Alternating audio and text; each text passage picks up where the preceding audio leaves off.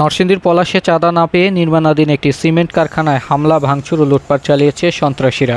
এতে হামলায় আহত হয়েছে কারখানার অন্তত 7 শ্রমিক।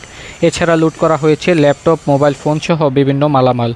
আজ বৃহস্পতিবার দুপুরে উপজেলার ডাঙ্গা ইউনিয়নের নির্মাণাধীন কনফিডেন্স সিমেন্ট ঢাকা লিমিটেড কারখানায় ড্রেজারে এই হামলার ঘটনা ঘটে। এদিকে হামলার খবর পেয়ে পুলিশ, র্যাব ও সেনাবাহিনী ঘটনাস্থল পরিদর্শন করে। পুলিশ ও কারখানাটির কর্মকর্তারা জানায়, বেলা 12টার দিকে হঠাৎ করে নদীপথে দুটি ট্রলার করে 25 থেকে 30 জনের একটি সন্ত্রাসী বাহিনী দেশীয় অস্ত্র নিয়ে কারখানার পাশের ড্রেজারে হামলা চালায়। সেখানে শ্রমিকদের 6টি কক্ষে ঢুকে হামলাকারীরা বিভিন্ন আসবাবপত্র ভাঙচুর করে মোবাইল, ল্যাপটপ ও গুরুত্বপূর্ণ মালামাল লুট করে নিয়ে যায়। এ সময় বাধা দিতে গেলে ড্রেজারের 7 শ্রমিক আহত হয়। লুটপাটের পর হামলাকারীরা পুনরায় ট্রলার করে চলে যায়।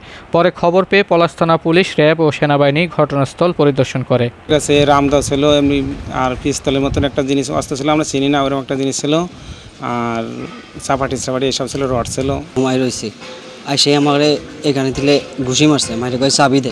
আমি বলছি যে এখানে এটা তো চাবি নাই, যার যার কাছে তার চাবি আছে বা নষ্ট হয়ে গেছে। এখন শুধু বলে যে উপরের রুমের চাবি দে, বলতেছে আমাদের কাছে চাবি নাই। বড় এরকম অস্ত্র ছিল, আপনার চাপাতি, চাইনিজ কুড়াল, হকি স্টিক, এগুলো দিয়ে মারছে। আমার গাড়ি এখানে মারছে, এই চাপাই লাগছে, মারছে। পরে আমারে মাইরে এই নদীতে ফেলাই দিয়েছে। স্থানীয় প্রভাবশালী কিছু সন্ত্রাসী গোষ্ঠী তারা আমাদের ফ্যাক্টরিতে বেশ চাঁদাবাজির চেষ্টা করে।